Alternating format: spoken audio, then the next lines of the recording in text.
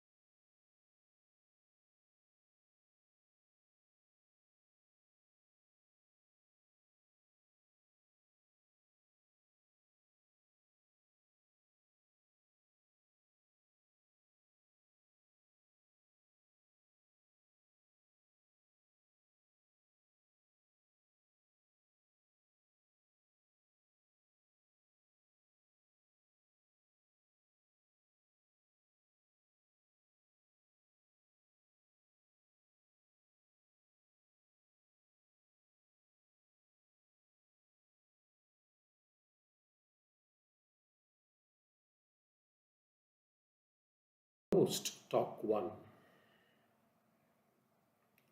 We possibly stopped here, saying that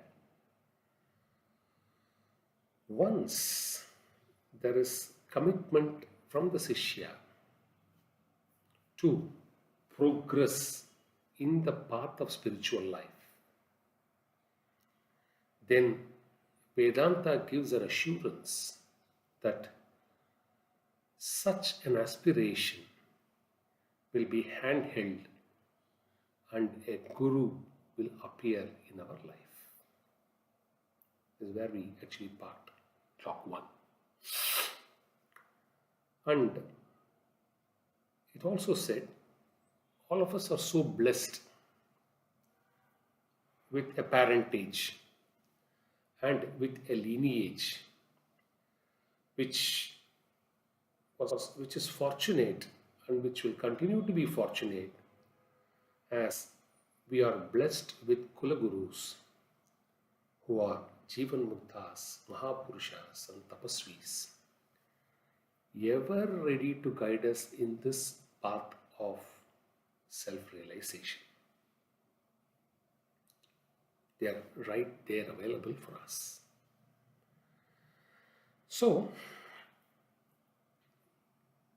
this is not only the 134th Jayanti year, completion of Sri Jnananda Bharati Swamigal. This is also the 50th year of Sannyasa Svikara by our Mahasannidhana. He is entering into the 50th year since 11th November 2023 and would complete 50 years in November 2024. So, what we thought was the second part of the Hindu ideal talk should refer to certain practical prescriptions of how to pursue this marga and what our acharyas have spoken about it, so that it would benefit the listener and the practitioners. There are about 8-9 key points of practice which have been recommended by Shri Mahasannidhanam and also by Shri Sannidhanam. In the last talk, when we concluded on how good, bad, and mixed karmas emanate, I thought we should also cover what are the consequences that will follow in the practice of good karma, in resorting to bad karma, and in the practice of a mixture of both good and bad karmas. Because that's also been very easily and nicely portrayed by retold by Jnanadabhar Swamigal in the text The Hindu Ideal. It says the following, which is important. Practice of good karmas can end up or result in 3-4 things to us in the long run. One, it purifies our mind. Two, it allows us to lead some part of our journey in the higher regions. Three, if our karmas are so meritorious, we may even be appointed as messengers of God.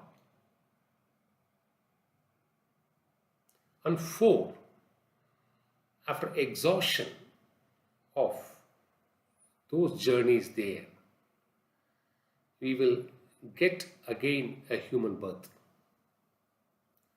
And this human birth will be a favorable human birth which will allow us to practice spiritual life and show us the path and how we can progress further.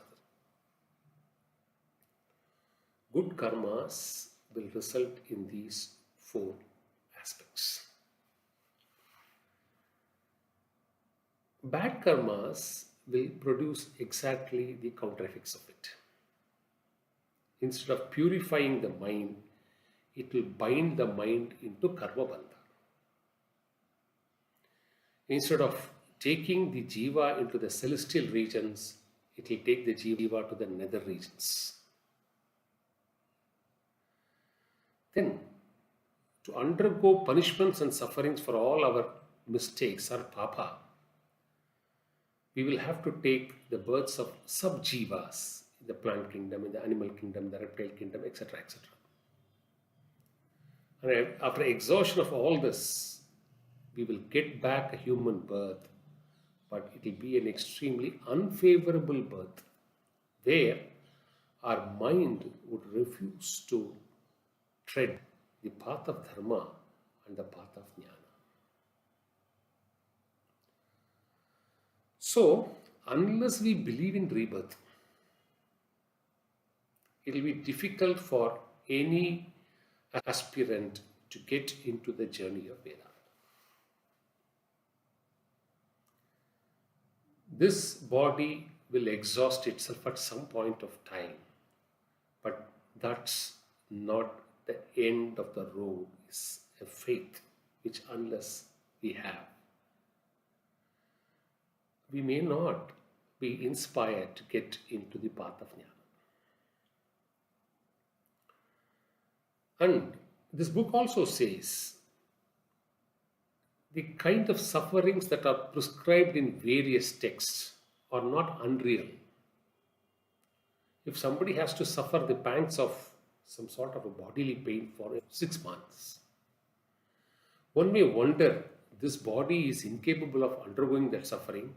Before that, it will get completely damaged or mutilated. So how are these going to happen? For which text says, scriptures say that by reaching the nether regions to suffer those punishments, we will also be provided with such bodies which will have to tolerate, suffocate and suffer this pain. And same is the case when we have to enjoy celestial joy in the celestial regions. We will again be acquiring those suitable frames or bodies to enjoy that. But all of this punishment or enjoyment will one day exhaust. Similarly, punishments by taking births in the sub-jiva capacities will also exhaust, after which we will have to return to this bhuloka in a human form, because it is only the human form which is fit for jnana. And the singular distinction between good karma and the bad karma will show only then, because good karma leads us to further progress and a human birth which is favorable to that progress. Whereas bad karmas lead us ultimately to human births which takes us away from this very objective or purpose of life, moksha, and keep allowing us to revel in this ocean of samsara, the cycle of births and deaths, going to one region or the other, taking the births of subhuman jivas, exhausting all of those, and coming back and again getting into this cycle. Therefore, as Sishyas of this Petam, when eminent Purushas like Jnanadabha Swami has scripted all this for us, and when we have a living Guru at every point of time, which we have been assured of for the last 1230 years, and for millennia to come, for thousands and thousands and thousands and lakhs of years to come, having been assured that, is it prudent to now think and aspire of a Vedantic life somewhere? Should we start or not? Is one question we need to ponder. Okay. Having traveled this distance with that aspiration,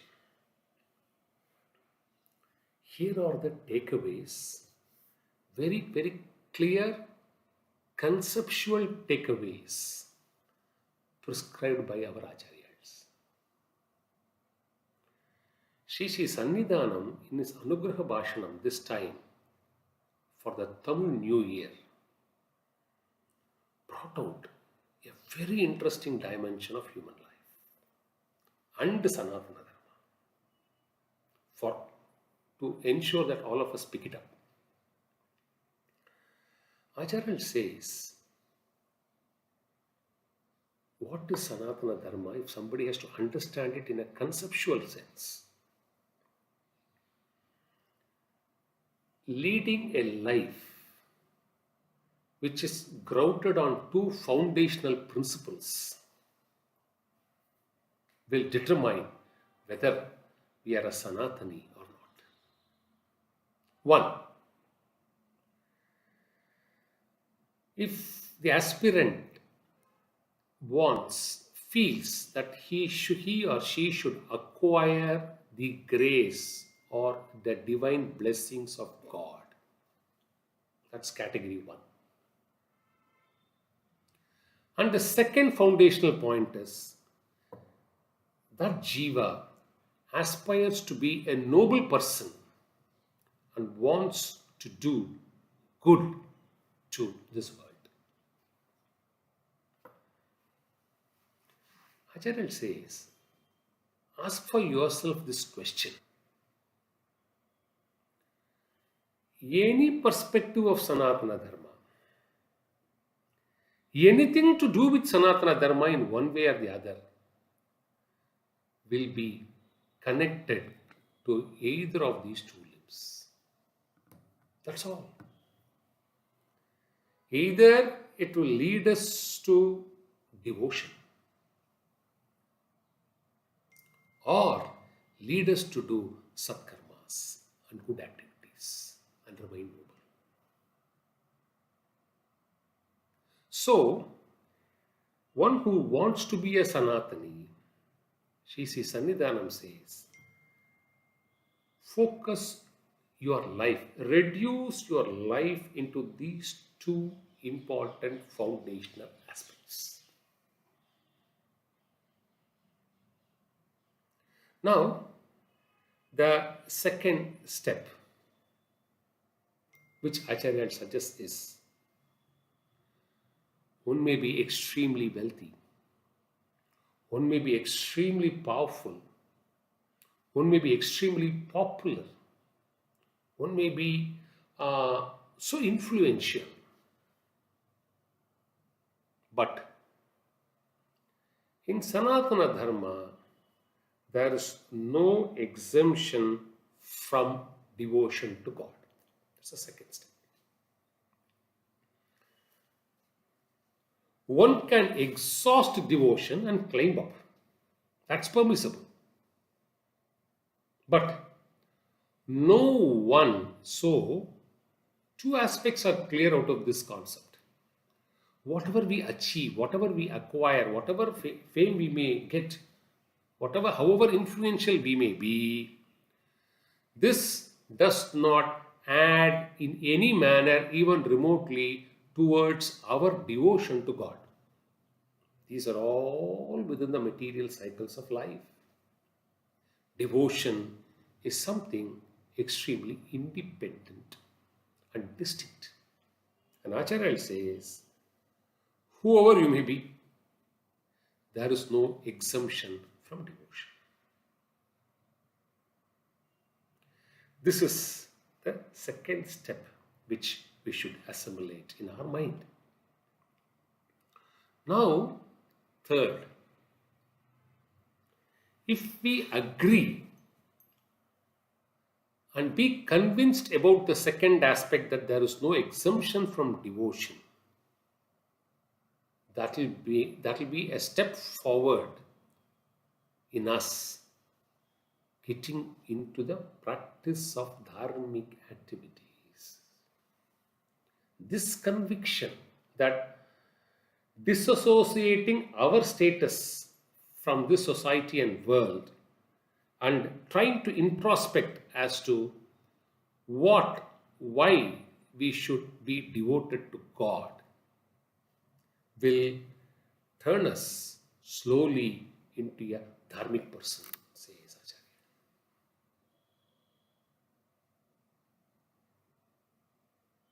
Fourth, once our mind and body starts to look at dharmic pursuits, Acharya says, you must be convinced about a few things. Why dharma in our life? And says, because dharma is authentic. Dharma is authoritative. Dharma is a prescription revealed by God themselves. And dharma provides shreyas. And therefore we need to practice dharma. In contrast to adharma, which is man-made and not God-made, which enables us to get entangled more and more into the worldly affairs, does not fetch shreyas, and finally we get into the cycle of the ocean of samsara, the bondage of the cyclic return of births and deaths.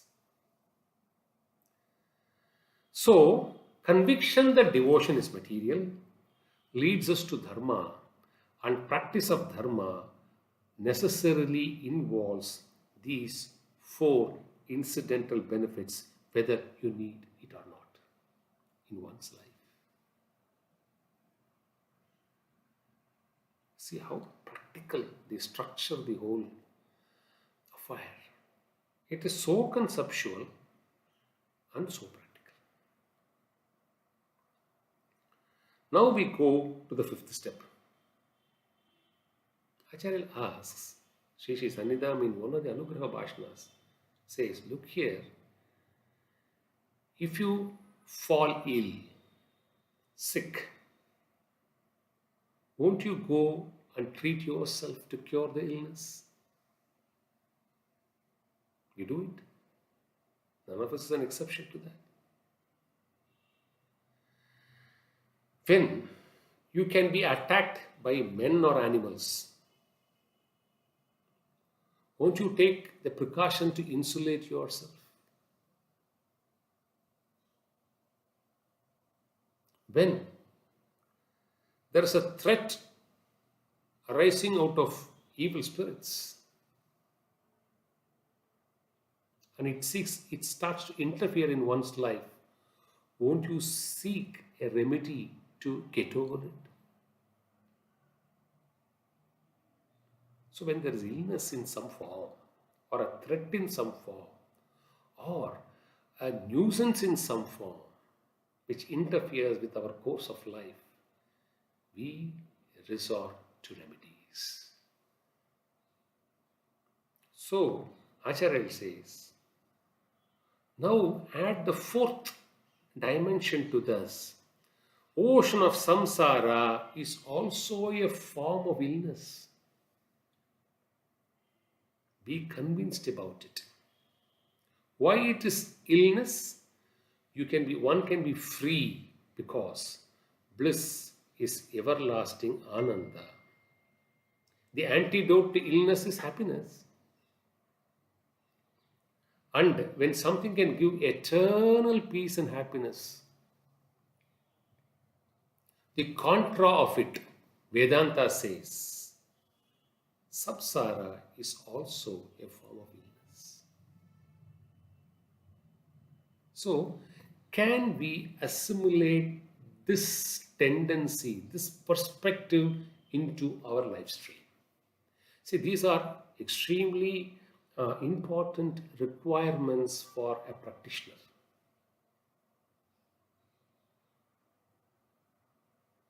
So, unless we consider this to be an illness, we will not make the attempt to seek a remedy.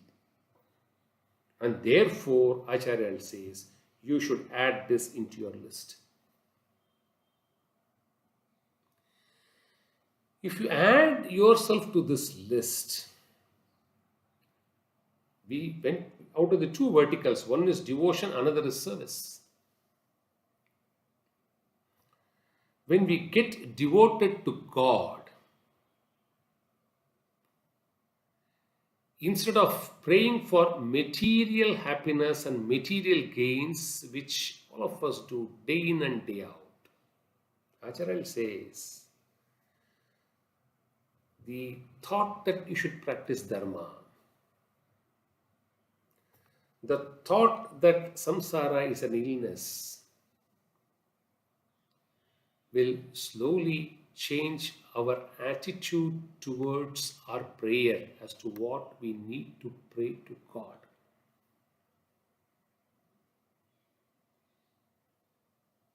It's a beautiful sequence. Extremely conceptual for a modern mind to understand.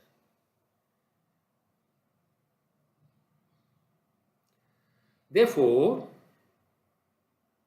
when we sit for prayers, a mind which is dharmic, a mind which disassociates itself of the status which it enjoys in the society, the importance it enjoys amongst others. It sits, now we are alone. We need to improve ourselves. It sits. It starts to introspect. Then, what needs to be prayed is also taught to us by Shri Mahasannidhanam. When you reach that frame, you pray for four things. They will happen. It will start happening because this is exactly what God is waiting to give you. This is exactly what Guru is trying to handhold and tell you. Ask this, I will give you. You're not asking, you're asking anything, something else every time to me. So what is the first prayer? Oh God, between God and you, please get me out of my ahankara and mamakara.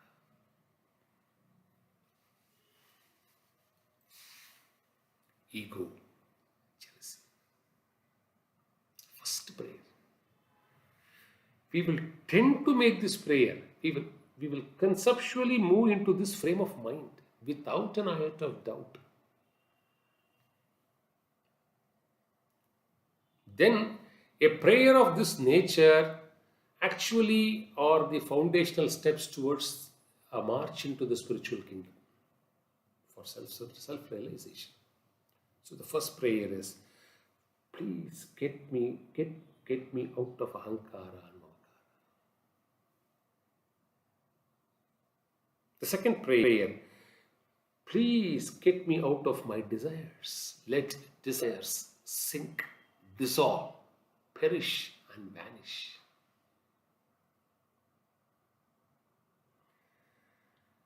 Three, make me extremely compassionate in this society.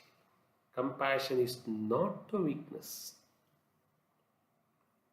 Compassion comes out of a lot of courage. It comes out of conviction. It comes out of faith.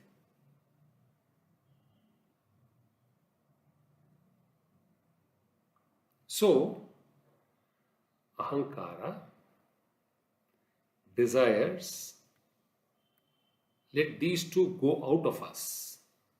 And what should come within us? Please bless me with compassion. And the fourth. Once we make these three prayers, the fourth becomes the default ultimate prayer before our Guru or God. Allow me, handhold me and allow me to transcend this ocean of samsara.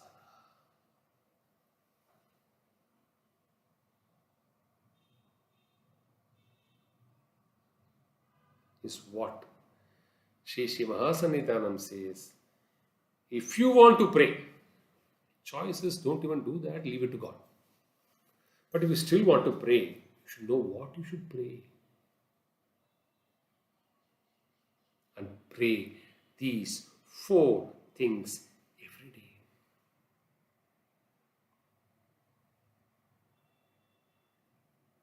If we are going to pray, please get me out of desires, then do we think we will start pumping desires and making the petitions after petitions before God? Because they are contradictory to each other.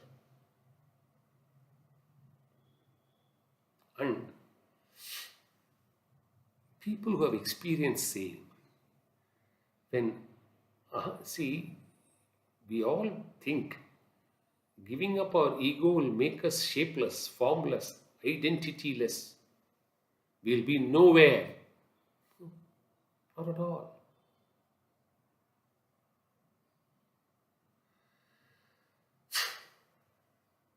Reduction of ego will make one more perfect and focused and devoted to one's job. Because the necessity to prove a point, the necessity to take revenge, the necessity to defeat somebody over something is all gone. You don't do your job to compete. You do your job as a duty.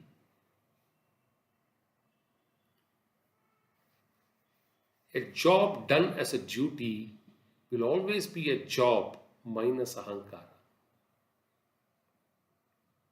A job done with pride will not be a job performed as a duty because it is plus ahankara. So, what we need to pray has also been prescribed by our acharyas.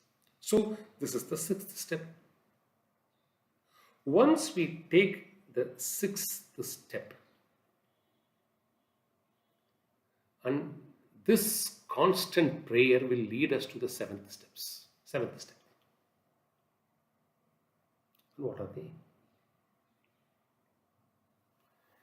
By constantly praying for removal of ahankara and removal of desires,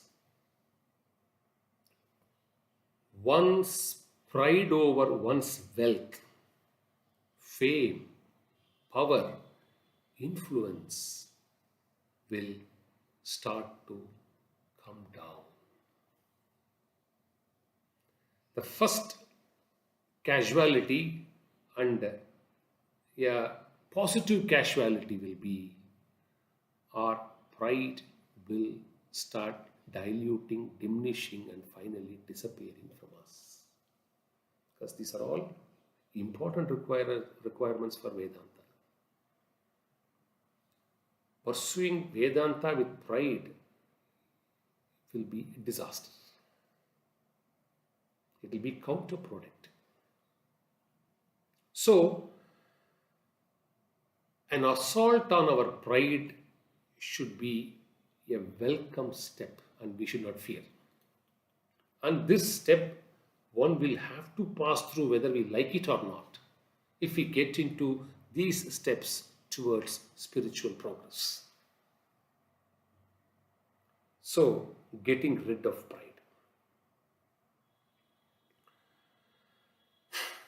The second aspect is, this is something Acharya after Acharya has said. See, hearing Bhagavatam, listening to Mahabharatam, listening to Ramayanam, reading stotras, all this will purify our mind. But mere listening to Vedanta, that's also good. Because Shravanam is also one of the important ingredients prescribed by Vedanta itself. But mere listening to Vedanta or mere acquisition of superior knowledge on Vedanta will not transform one into a spiritual person. This will be the second effect we will get, practical effect. Till such time we are devoted, till such time we give up our pride, till such time our ahankara goes.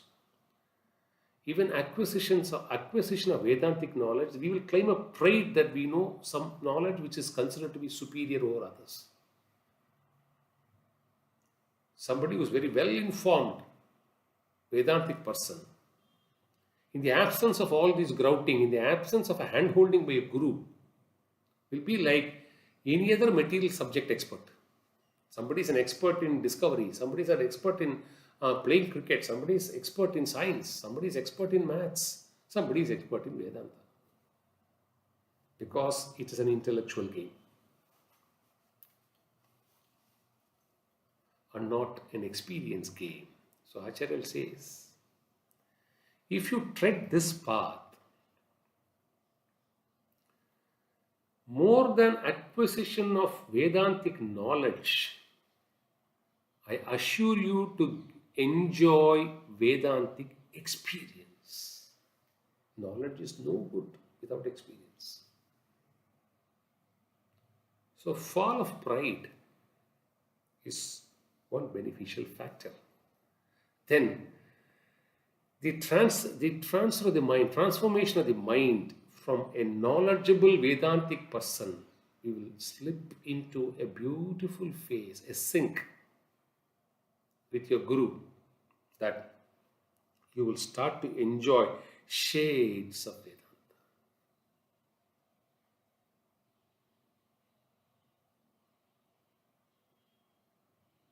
Three, once we get into spiritual life, we will move out of the comparison trap. It's an assurance. Material world is always competitive. You have to run the race tirelessly. Spiritual world is not one such. And Acharya says, this is something to do with devotion. Why there is no race there? The grace of God is like a mellifluous flow of a river. The river flows beautifully. Someone can sit on the banks and simply watch the river. and not gather the water. Someone can go and fetch a tumbler full of water. Someone can do a pot. Someone can bring a big tanker. Now, Acharya asks a question. Tell me, does the water discriminate between one individual and another individual when it allows itself to be gathered by anyone for any quantity? So, who is to be blamed?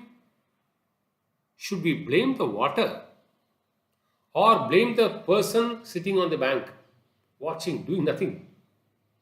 Or blame the person who could fetch only a small tumbler and a tumbler of water in comparison to somebody who has brought a large tanker, and everyone is aware, everyone is entitled to gather as much as they want. So where is the race? Where is the competition? Because everyone has a space. It's not limited seats available. The water keeps flowing flawlessly. So, two things. God's grace is eternal. A divine grace of a guru. A guru does not discriminate between one Sishya and another Sishya. A Sishya who wants only a pencil stops with a pencil. A Sishya who is in search of jnana, Guru is capable of transforming this jiva into himself as an Ishvara. So, who is to be blamed? The Sishya who wanted a pencil or the Guru who only gave the pencil? Guru says he asked for a pencil, I therefore gave him a pencil. So, attitude towards prayer will also change our attitude towards God and Guru. We will not suffer any complex in this spiritual kingdom as somebody is inferior, somebody is superior, God is inferior, God is superior, God is discriminatory, Guru is discriminatory. There is no room for any such permutations. And 4, when you start practicing this as a way of life, you will end up one day as a Mahan. Mahans have reached that crescendo by treading this path, says Acharya. A Dharma Purusha will be celebrated by this world as a Mahan. Have no doubts about it, says Acharya.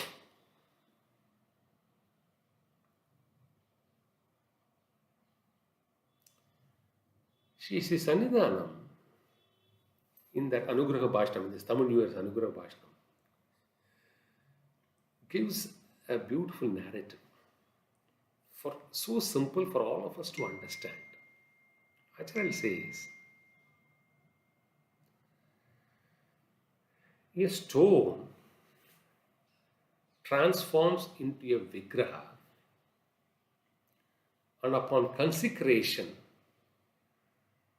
that stone acquires the divine status of that vigraha, that rupa, and that devata resides there.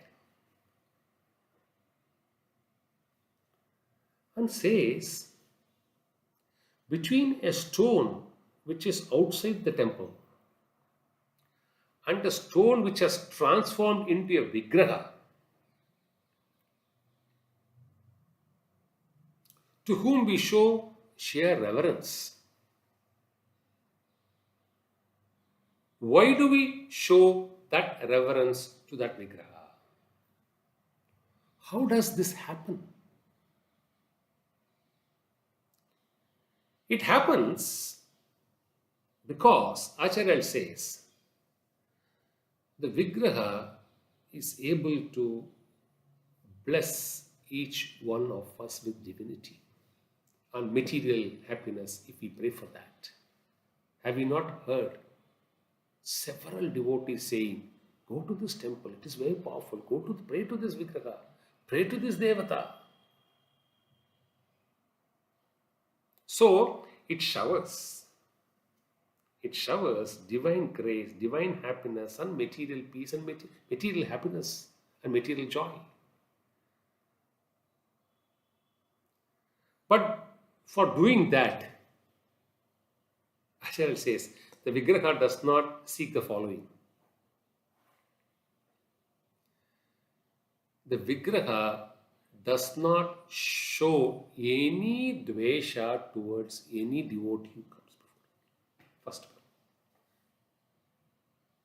these are all Satpurusha Lakshanangal, which Acharya compares with a Vigraha. A Vigraha, a temple Vigraha, doesn't show dvesha to one and extreme love or affection to somebody else. It's extremely pure. Whoever comes and prays, it listens to the prayer and grants the boons. So no dvesha bhava. 2. This Vigraha does not ask anything from anyone. Does it say, stretches out its hand and say, you give me this so that I will grant you this boon? We go and pray, I will do this, I will do that, whether you do it, whether you do not. People who pray with doing, people who don't, share devotion, you are blessed. So, Vigraha doesn't demand anything. 3. It does not speak ill of anybody. It does not speak ill of anyone. And 4. It is not ambulatory. It does not go and do wanted things or unwanted things, preferred things, priority things. It just remains where it is forever. Please compare this with our Acharya.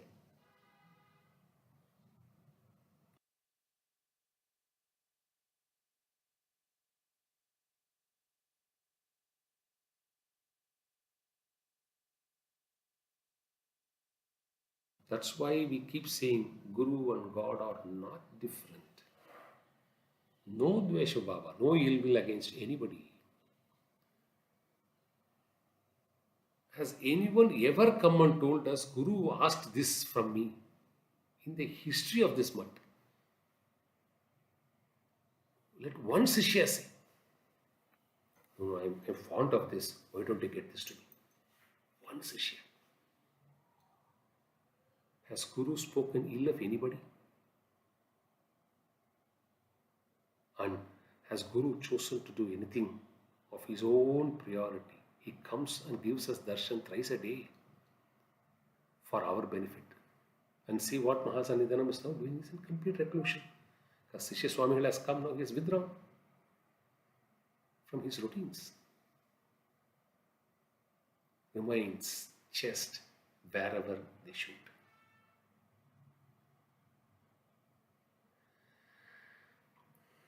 Our mind should start thinking on these. It will make us think, and these things will get revealed to us. This is practical experience. See, reading Vedanta from a textbook or hearing a lecture or knowing or listening to people discussing, all that is beautiful. It's good. But transformation is a must. And transformation happens when these dimensions are conveyed by a guru to a Shishya. Will we not change if we start hearing all this from a guru? I am doing a post office job because I am only conveying what Guru says. So if you start listening to the Guru,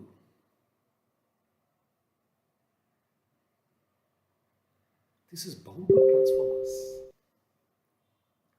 into the marga of Vedanta, inevitable. Now this is the 8th step. Now the last 2 steps. Acharya says 2 things are every day we should ingrain it in our thought process. When you lead your life, course of life every day, please remember that it is your activity coupled with divine grace which alone and together give you that desired output, whether it's a material life or a spiritual life. So now we are talking of Vedanta Marga. Now to say, I will sit quiet, Acharya will bless me with self-emancipation, not going to happen. All right, I have a mind, I have a buddhi, I have a body, I am capable. Let me learn Vedanta myself or through a teacher, and no, I don't have to go to a guru, I don't have to seek a divine blessing. No way. Therefore, whether it is a material life or a spiritual life, a combination of human effort and divine grace alone would fructify and make the journey fruitful. Sannidhanam cites a very interesting analogy. Somebody has enormous money, resources, and has a huge landscape. And therefore, he or she wants to build a huge structure, engages the best contractor in the world, provides all the resources for construction. But government has not given approval for that project. Can he go ahead with the construction? In spite of the resources, in spite of the landscape, in spite of identifying a man who can do the job. Now reverse it. He goes and gets the approval first, and the approval is granted. But he has no resources. He has no expertise himself, nor has found out expert contractors who can build for him or her. Can that building come? So Acharya says, it's a combination of both effort and approval for a building. Then how can you dispense God out of you to think that you can achieve it yourself? Or how can you think and go lazy and say that whatever happens, see, in an absolute stage of bliss, there is no activity, God takes over. When God takes over, then the question of effort doesn't happen at all. But till such time God takes over, we have to do what we are supposed to do and seek the blessings of God. So Acharya keeps saying, a combination of these 2 is inevitable. This conviction we should get as a 9th takeaway. And 10th, with this we conclude this talk, part 2 on this Hindu ideal. Acharya says, what we must have the conviction that what will travel with us post the death and decay of this body and mind is Dharma.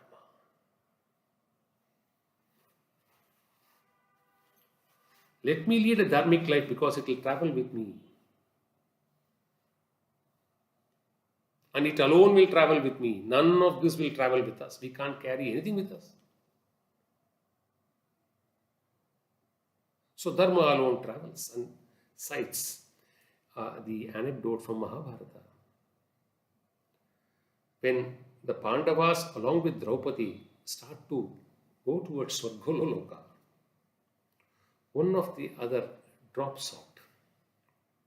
Then finally Indra sends the Vimana to Dharma to say, please ascend on it. The missionary says, I've come here to pick you, to take you to Swargaloka. Dharma says, each one have dropped at different destinations. It's fine for me. But this dog has been coming along with me. This dog should also come with me. Then the emissary says, no, I can't take. I don't have the mandate to take the dog. I can take you. Dharma says, no, I don't want to then come. Take me along with it or leave it. Then he gets the premonition saying that the dog is nothing but the dharma which he has done all throughout his life, which is what is accompanying him, and therefore it is bound to abort this Vimana when dharma steps into it. So, what can be carried forward in our lives beyond our lives? Rest of them we'll have to leave it here. Beyond our lives is only dharma.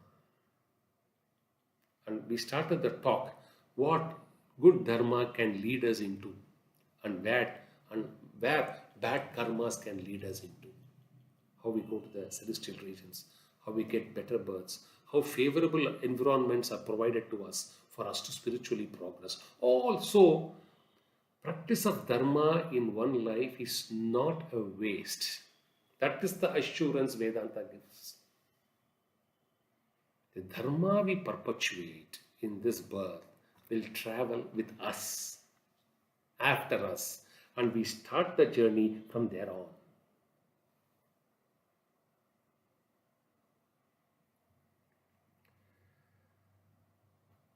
There is so much available from the Anugraha Bhashanams of Shri Shri Mahasannidhanam and Shri Shri Sannidhanam. And both the Acharyas provide us insight from different dimensions and perspectives.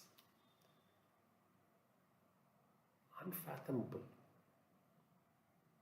One just can't get, we could have scratched the tip of the iceberg, not beyond that. So much is available. Everything is available in the YouTube. So my request, see what we have condensed in this 1 hour, a 10 takeaway of what Acharya guides us has to be good essentials for a Hindu, ideal Hindu practice. For somebody to be in the practice of Sanatana Dharma. The whole endeavor is that all of us should listen to those Anugraha Bhashanams which are available free in our time.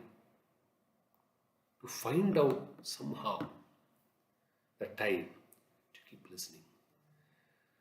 Listening to Anugraha Bhashanam is different from listening to a lecture, because Anugraha Bhashanam comes with blessings.